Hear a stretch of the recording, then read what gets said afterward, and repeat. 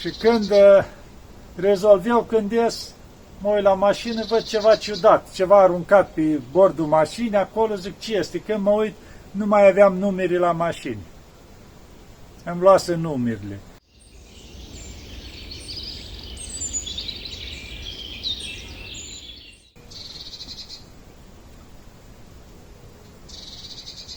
Iată, dragii mei, că ne vedem iarăși. Hristos a înviat.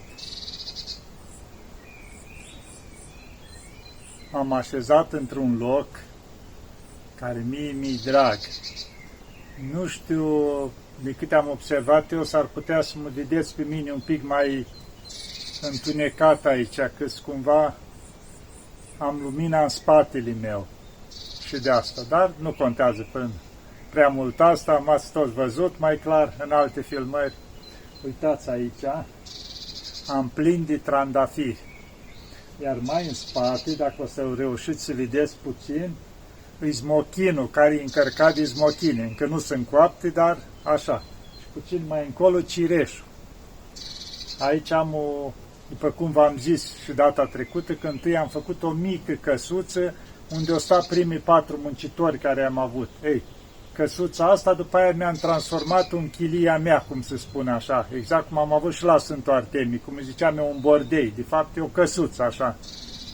Și aici sunt cumva sus, ca o mică terasă, așa, că am aici ceva, o mică centrală și deasupra aici, e un loc unde mai stau eu liniște și frumos. Iar drept în fața aici, vedeți, am trandafiri, că dacă mi-s dragi florile, mi-am pus și aici trandafiri agățători, care sunt foarte frumoși. Și acum chiar înfloresc. Da, și să continuăm pe unde am rămas. Deja data trecută v-am spus că am luat locul aici la chilia, intrarea în Biserica Maicii Domnului și voi continua. Deci la început ne-am apucat de ziduri. Când ne-a spus mănăstirea că trebuie să facem întâi zidurile care susțin muntele, după aia să construim chilia. Pentru că zice, altfel vine muntele la vale. Și am început cu zidurile, 2 ani de zile am lucrat numai la ziduri. Deci așa în mare, ca o idee să vă spun, cam 60 de mașini de alea mari, rabii de piatră, stângi de alea mari, ni s-au adus aici, care le-am spart noi și le-am făcut cum o trebuit ca să le punem la ziduri. Ziduri de 3 metri de înalt, 100 de metri de lungi și 1 metru de groasă. Ei, și după cum v-am spus că a fost întâi domnul Becali, după aia au mai venit din nou, ei, de câte ori vinea, spunea, mă, tu nu faci nimic aici, măi, uite, te ajut cu ce pot, ziduri, dar casa unii, biserica unde, eu te ajut să faci casa. Păi zic, aveți răbdare, că trebuie să fac zidurile, și uite, peste tot. Au început să vede că ceva fac case, dar la tine numai ziduri. Zic, ce să fac asta? Ei, 2 ani de zile, tot am făcut ziduri. Și când am terminat zidurile, ne-am apucat de casă. Frumos, am simțit acolo loc, am săpat temelia, am simțit loc, am pus piatră noi de temelii, cum se spune, cărămizi din alea, peste tot, așa, și am început primăvara. Deci, când vusese domnul Becali, era numai groapa săpată, nu era nimica. Când a revenit a doua oară, deja noi eram ridicați sus la acoperiș. Și chiar la subsol, cum ar fi, făcusem și cuptorul de pâine. Și făcuse bucătarul atunci, era unul din muncitori care aveam, că lucram, era cel puțin 10 muncitori care se lucra, făcuse un cuptor cu cozonac, cu așa, cu un fel de rulade, cu brânză, ceva, era o zi de fruct, deci ceva cald, bun. Și când a venit domnul Becali, am servit direct de la cuptorul făcut de noi. Că ei, acum așa, da, zice, acum se vede ceva. Păi zic, ce să facem? Asta a fost situația. Deci, și am ajuns până la acoperiș, în primul an, adică am ridicat tot, îmbrăcată cum era, adică cu zi de piatră, exterior, cu tot. Și știu că mi-amintesc, că chiar mi-au spus că să dăm măsurile, nu numai noi, în tot schitul, la toate chiliile care se făceau, ce lemn avem nevoie. Că aveam nevoie și lemn de stejar la acoperiș, era nevoie de lemn de ăsta lant așa, și ne-au trimis 6 tiruri cu lemn din România. O trimis om acolo în păduri și o ales și copaci, exact, ne-au tăiat lemnul care ni trebuia. Și m-am dus la Tesalonic, ieșisem cu o zi înainte, am avut ceva treabă, ca urmat de la Uranopoli să închiriez o corabie din aia mare, ca să încapă 6 tiruri, să le aduc corabia până la Sfântul Pavel, aici unde era portul, și de aici să aducem lemn aici. Bineînțeles, descărcam acolo cu tiruri de astea mari de 17 metri, n-aveau cum să ajungă la noi, la drumurile care sunt, și le descărcam acolo în port la Sfântul Pavel și urma să le cărăm cu mașinile de acolo. Mașini din astea care puteau să facă față aici, camioane aici în Atos. Și chiar cu o zi înainte, cum ar fi, cred că nu mai rețin ziua exact, dar exact cu o zi înainte, fiind la Tesalonic, m-am dus la un birou, aveam de rezolvat ceva, 2 minute să zicem, 5 minute, și eram cu o mașină mică, am parcat acolo în față. Și când rezolv eu, când ies, mă uit la mașină, văd ceva ciudat, ceva aruncat pe bordul mașinii, acolo zic, ce este? Când mă uit, nu mai aveam numere la mașini. Îmi luase numerele, că parcasem cumva la dublu acolo, locul ceala, că nu erau locuri și am pus așa. Ce era să fac? Am început să întreb și eu, de unii pot să-mi iau numerele înapoi. Zici, măi, la centru acolo, la poliție.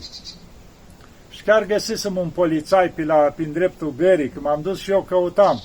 Și zic, măi, pe unii poliția asta, că nici nu știam.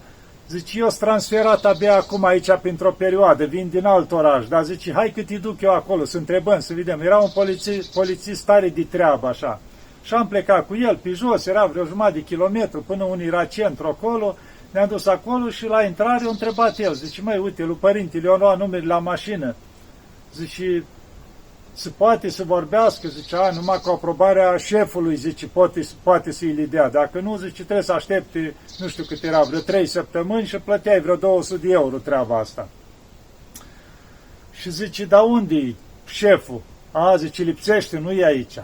Am stat noi vreo 2 ore pe acolo, nimic. Ba, nu-i șeful, ba, nu știu ce. Și atunci ne-a zis ăsta, zice, băi, eu știu unde, zice, că am mai fost aici la etajul 6.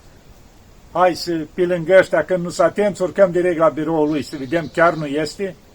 Când ne ducem noi, când au fost aia atenți pe acolo, eram noi în salonul cealaltă, am luat rapid liftul și am urcat.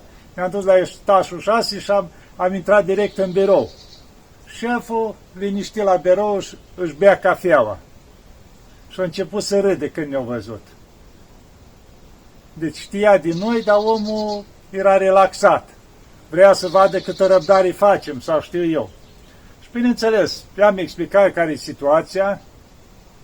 Când eu le-a luat așa, câteva minute și asta, și bine, se rezolvă așa, rezând cu tare, că el era din cei care mai vineau chiar pe la mănăstirea la Sfântul Pavel, avea oarecare legătură, așa, și, dar zice, numerele încă nu s-a ajuns aici, că cel care le-a luat, zice, el adună toată ziua numere. Că aici la Grecia, altfel, nu-i ca la noi să-ți ridici mașina.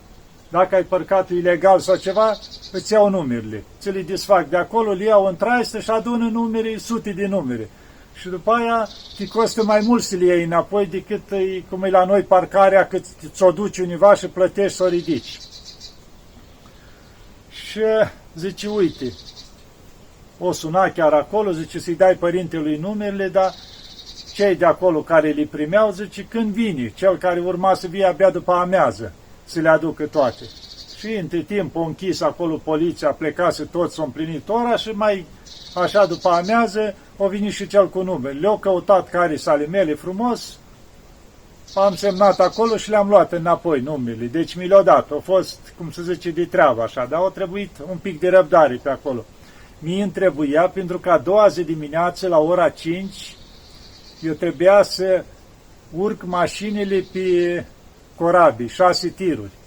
Și vă dați seama, și era seara, eram în Tesalonic fără numere la mașină, nu puteam să vin la Uranopole, că de acolo face aproape 3 ore până la Uranopole.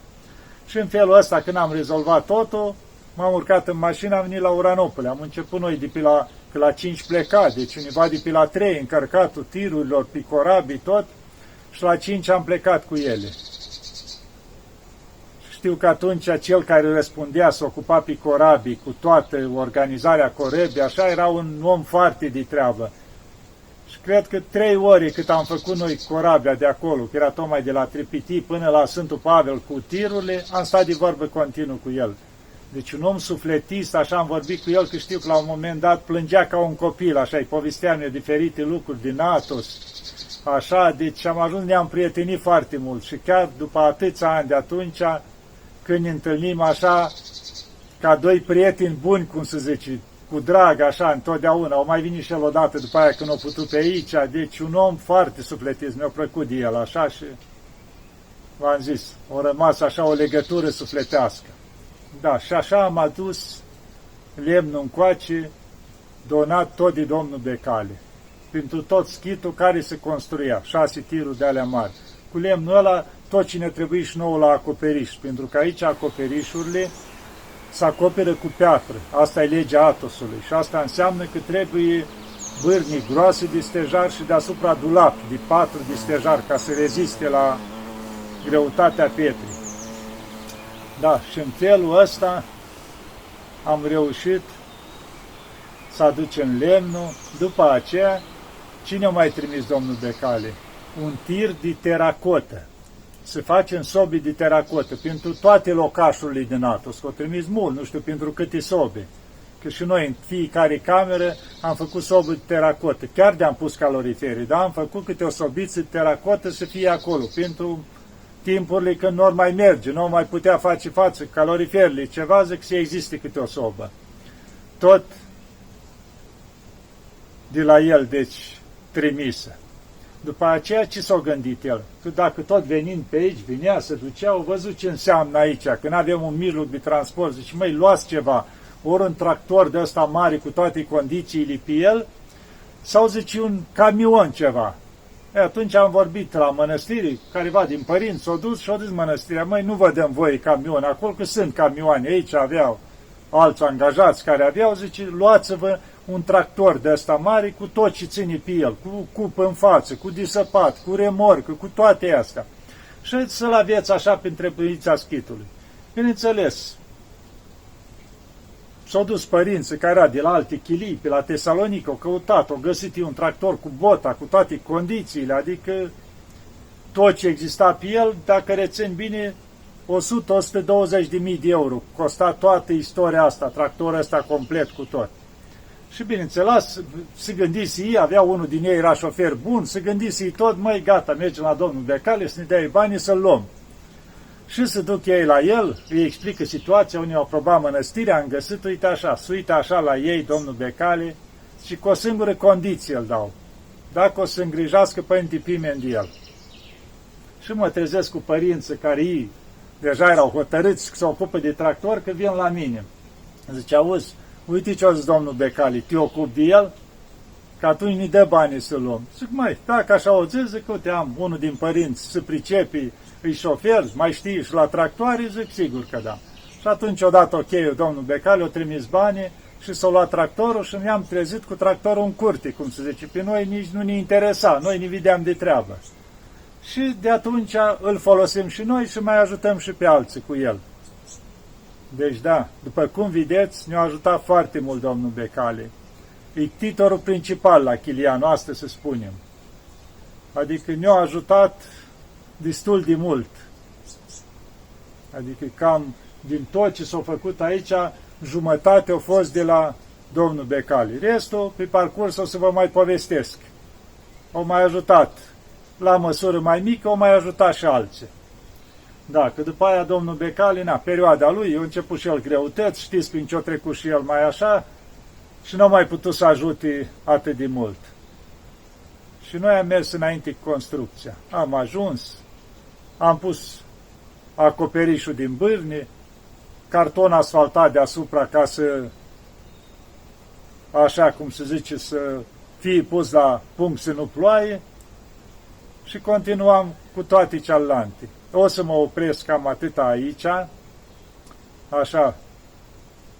Și după aceea, când mai ajungem, o să vă povestesc mai departe și alte lucruri, și minuni, și din toate. O să încerc așa, ca să nu mă lungesc mult, să fie, să spunem, limitate toate. Că sunt multe lucruri. Încerc și eu să mi le amintesc, așa, cum o decurs, pentru că, na, anii trec și se mai uită din ele. dar lucruri minunate și frumoase. Maica Domnului și-a făcut tot timpul prezența aici și nu numai ea, și mulți sfinți. Am mai povestit eu înainte în anumite filmări din cei care le-ați văzut, unele minuni. Dar acum cred că o să intru din nou în ele în timp, ca să mergem cu istoricul chiliei așa cum s-a construit. Să ne ajute Maica Domnului și să ne aibă în pază. Doamne ajută!